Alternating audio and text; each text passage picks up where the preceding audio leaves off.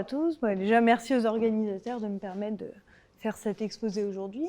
Je vais vous parler d'un travail intitulé « Méthode de Stein et calcul de Maillavin pour des variables aléatoires indépendantes ». Cet exposé peut être motivé en revisitant le théorème de la limite centrale, auquel on peut donner plusieurs interprétations.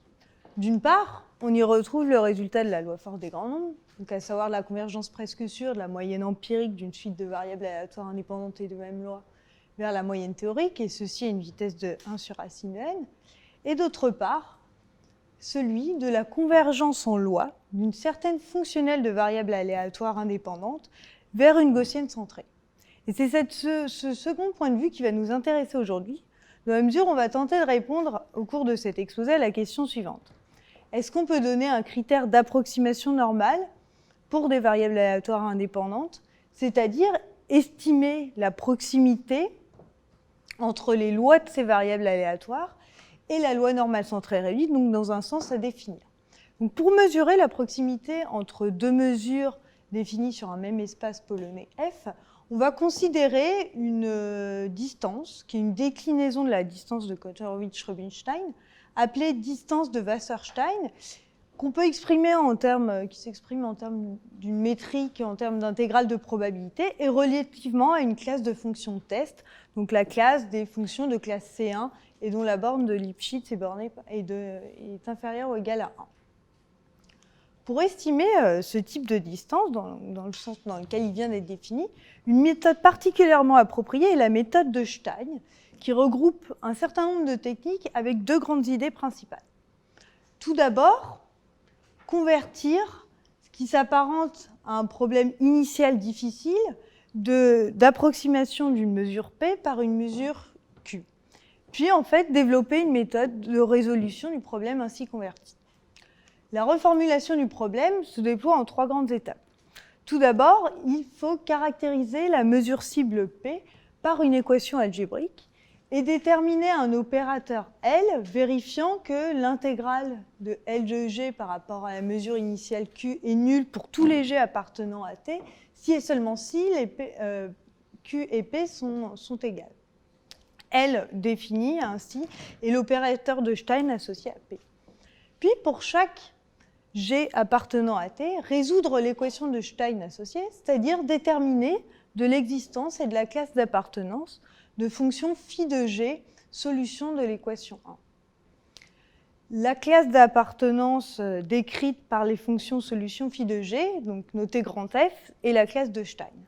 Enfin, en fait, si on intègre simplement l'équation 1 ainsi résolue par rapport à la mesure initiale Q, puis qu'on en prend le suprémum relativement à la classe de fonction test T, on se rend compte qu'on a réécrit notre problème initial d'approximation de mesure en celui plus simple du contrôle d'une espérance d'une certaine fonctionnelle L phi de x, où x est une variable aléatoire de loi Q et relativement à la classe de fonction de Stein.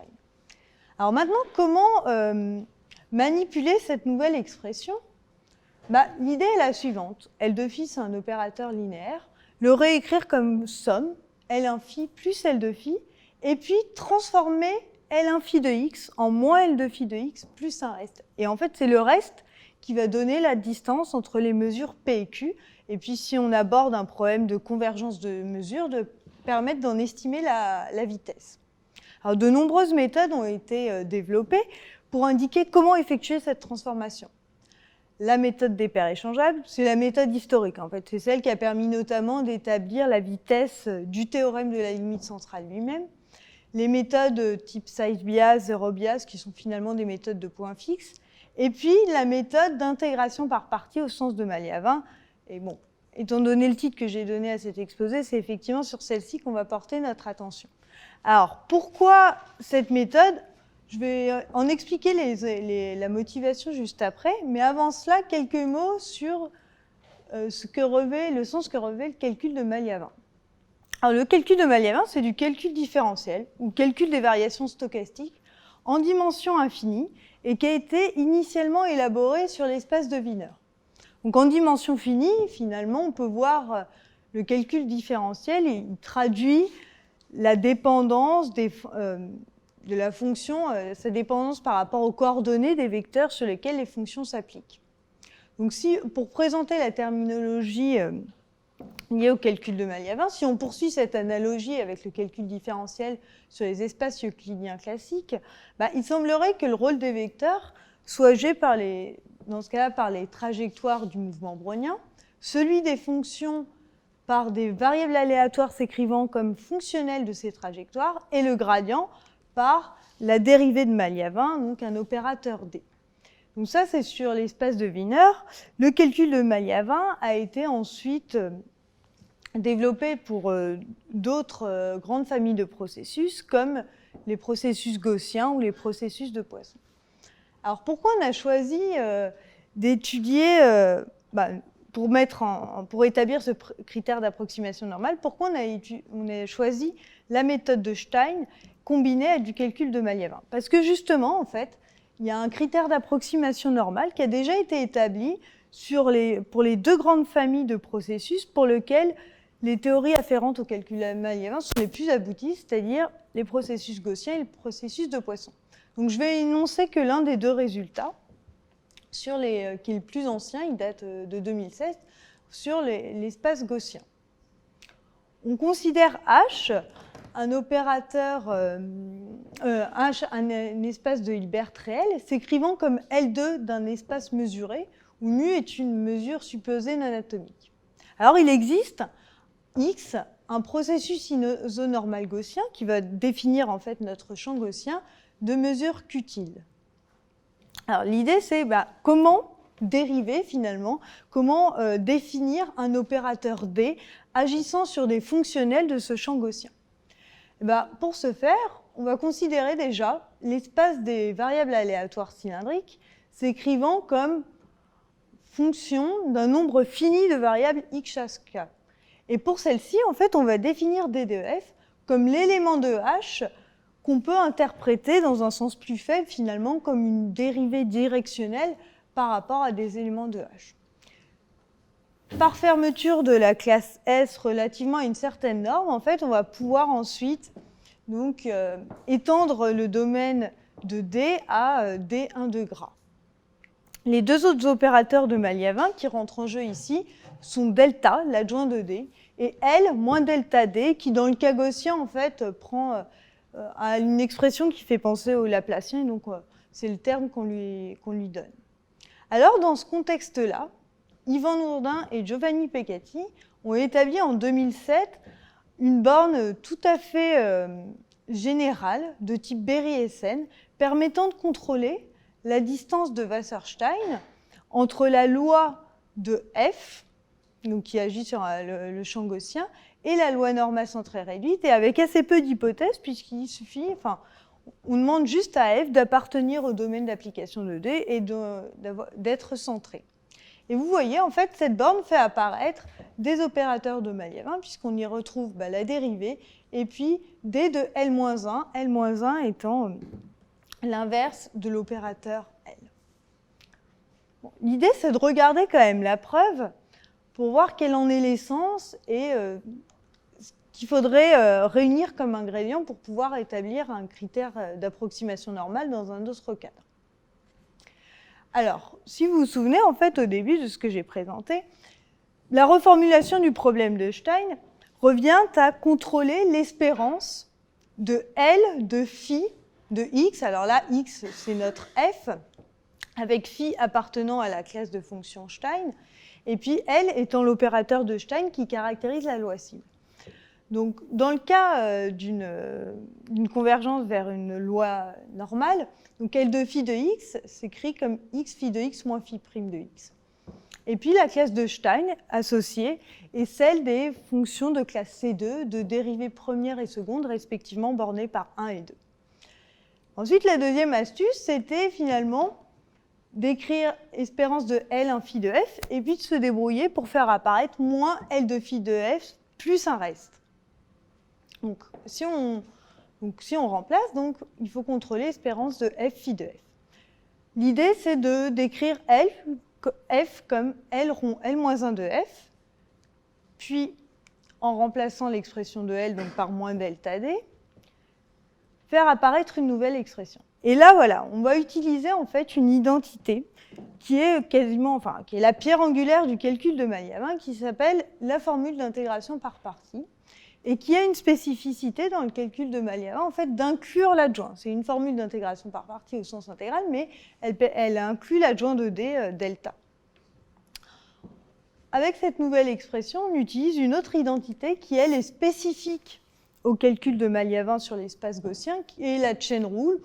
En fait, c'est la dérivée d'une composée, quoi. En gros, ça dit que la dérivée de phi de f, c'est phi prime de f fois la dérivée de f.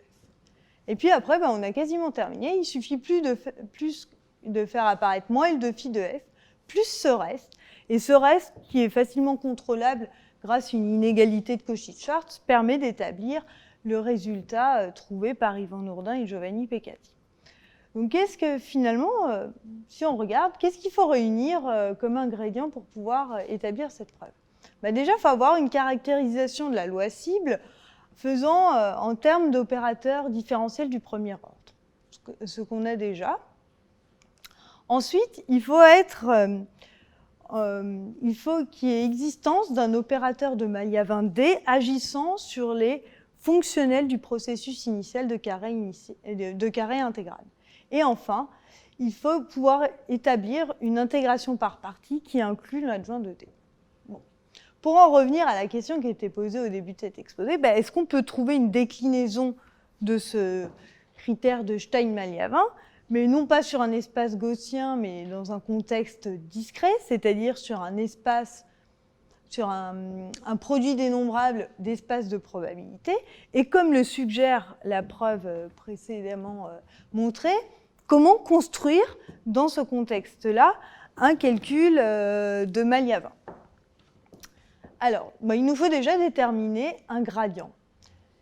On considère aussi, comme dans le cas gaussien, en fait, S, l'espace des variables aléatoires cylindriques, s'écrivant comme fonction d'un nombre fini de variables aléatoires, et pour lesquelles on définit D de F comme l'élément de l'espace des processus, dont la ième coordonnée, qui doit traduire finalement l'idée de la dépendance de F par rapport à la variable x petit a, s'écrit comme la différence. Donc notre opérateur, c'est plus un opérateur différence que différentiel, entre f et la projection orthogonale de f relativement à l'attribut engendré par toutes les variables xb avec b différent de a. Et ce dont on peut écrire dans une formulation équivalente en remplaçant xa par une copie xa' sous laquelle on peut prendre l'espérance. Par fermeture, donc cet opérateur ainsi défini est fermable, et par fermeture de celui-ci pour la classe S par rapport à la norme définie, on peut en étendre son domaine à des grains. Enfin, une propriété intéressante, qui est en fait juste une conséquence finalement des propriétés de l'espérance conditionnelle, et qu'on peut même étendre à D, est la suivante. Donc elle est importante parce qu'en fait, c'est celle qui va permettre d'établir par la suite la formule d'intégration par partie. Deuxième opérateur dont il est question et qu'il faut définir, c'est l'adjoint de D. Alors l'adjoint de D, il va opérer sur un sous-ensemble de l'espace des processus, et tel que delta U est la variable aléatoire de carré intégral, qui doit répondre ou vérifier finalement l'identité d'adjonction 3. Si on utilise la propriété 2 précédemment, qui apparaissait dans la slide précédente, on trouve en fait une expression de delta U comme somme des dérivées partielles des coordonnées du processus, et en fait, ce qui en légitime le terme qu'on va lui octroyer de divergence. Enfin, la formule d'intégration par partie, qui se déduit facilement après quand on a caractérisé delta U par cette expression, qui est valable pour tout f appartenant au domaine de D et U appartenant au domaine de delta, et qui fait bien son travail, donc elle fait bien apparaître l'adjoint de D. Il semble qu'on ait réuni tous les ingrédients pour pouvoir établir ce critère d'approximation normale. Et donc on prouve en fait que pour toute fonctionnelle en coopérant sur l'espace, sur le produit d'espace de probabilité à valeur réelle, tel que f appartienne à D et puis dont l'espérance est nulle, donc finalement ce sont des hypothèses assez minimales, on obtient une borne pour la distance de Wasserstein entre la loi de F et la loi normale en termes d'opérateurs de Maliavin. Alors en fait, bon, elle peut vous sembler, cette borne est quand même plus compliquée que celle qu'on trouvait dans le cas gaussien. Et l'explication est assez claire, c'est que nous, on n'a pas de chain rule. C'est-à-dire on ne peut pas définir de façon très simple la dérivée d'une composée, quoi. Donc vous avez ce terme résiduel qui est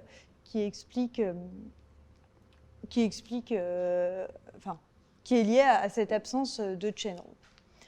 Une conséquence de ce critère d'approximation normale, c'est la possibilité de pouvoir retrouver la vitesse de convergence du théorème de la limite centrale avec condition de Lyapunov. Donc on considère donc Xn une suite de variables aléatoires, indépendantes, pas nécessairement de même loi, mais de moments d'ordre 3 finis. Et puis, on souhaite étudier la convergence de Yn, qui est une somme homogène de degré 1, vers la loi normale centrée réduite. Donc, on sait en fait que si la condition 4, qui est la condition de Lyapunov, est vérifiée, vous avez une convergence en loi. Et puis, en intégrant, finalement, en pluguant donc Yn dans le critère d'approximation normale précédemment démontré, on trouve une borne, on retrouve en fait qu'il y a convergence à une vitesse en Sn de cube et sous condition qu'il y ait des moments d'ordre 3 finis. Donc en fait, on a pu démontrer, là c'était un résultat plus simple, mais on a pu faire le même travail en fait pour la loi gamma, et ce qui a permis de démontrer des résultats de convergence, mais sur des sommes homogènes de degrés supérieurs, de degré 2 notamment, les U statistiques. Voilà, si ce travail vous intéresse, qu'il y a d'autres conséquences du calcul de Maliavin, ça c'était un petit résultat, il est disponible dans Stochastic Process and Their Application. Je vous remercie pour votre attention.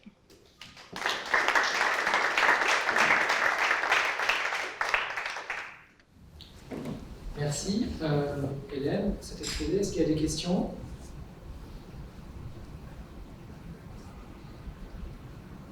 Ouais.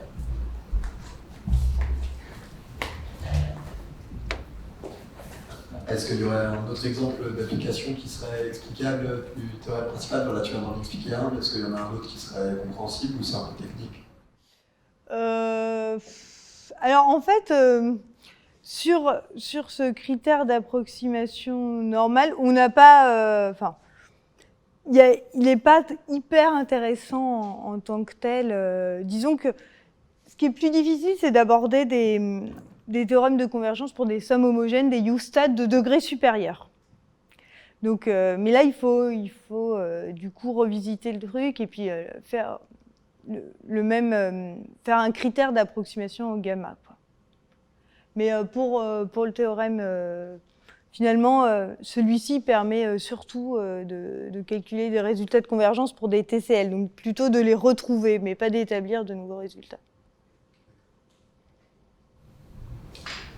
Est-ce qu'il y a d'autres questions? Est-ce que c'est clair quel genre de loi on peut caractériser avec un opérateur comme la méthode de Stein La méthode de Stein, elle a été initiée au départ pour calculer la vitesse du TCL. Donc c'est très souvent la loi cible et souvent la loi normale. Mais après, on peut en avoir d'autres. Alors, en fait, l'idée, ce qui est intéressant dans la méthode développée par Ivan Nourdin et Giovanni Peccati, c'est que eux, ils utilisent en fait la structure de l'espace sous-jacent, mais alors que dans toutes les autres méthodes qui utilisent des paires échangeables ou tous les couplages, en fait, à chaque fois, il faut construire une structure un peu ad hoc dans chaque contexte spécifique, quoi. Ça dépend vraiment des variables aléatoires qu'on étudie. Alors que là, il suffit, ça a un coût hein, qu'il existe un calcul de Maliavin sur l'espace qu'on considère, mais après, ça permet d'avoir des résultats tout à fait généraux, sans spécificité sur la loi. C'est-à-dire que là, dans le travail que j'ai présenté, il suffit juste que les variables aléatoires soient indépendantes, elles peuvent même être définies sur des espaces complètement différents, avoir des lois complètement différentes, c'est pas... Et à la limite, c'est toujours... Voilà, à la limite, c'est ça qui est intéressant. À la limite, tu peux avoir plein de lois différentes. À la limite... Alors, le problème, c'est qu'il faut quand même être en mesure, il y a quand même quelque chose qui est difficile à faire, c'est que c'est bien connu pour la loi normale, mais il faut quand même être en mesure de caractériser la loi cible par une équation, par des opérateurs différentiels d'ordre 1 ou d'ordre 2. Et ça, on peut pas le faire. On peut le faire pour la loi de Poisson, la loi gamma, la loi normale, mais on peut pas le faire pour toutes les lois. Enfin, ça, c'est très... En fait, tout le début, là, avec... déterminer le bon opérateur L, trouver la cléage de Stein associée, donc résoudre en fait des équations fonctionnelles, ça c'est difficile, quoi. Donc après nous on utilise ces résultats-là, mais ça c'est pas faisable pour toutes les lois. Enfin. Est-ce qu'il y a d'autres questions? Sinon on remercie Hélène encore une fois.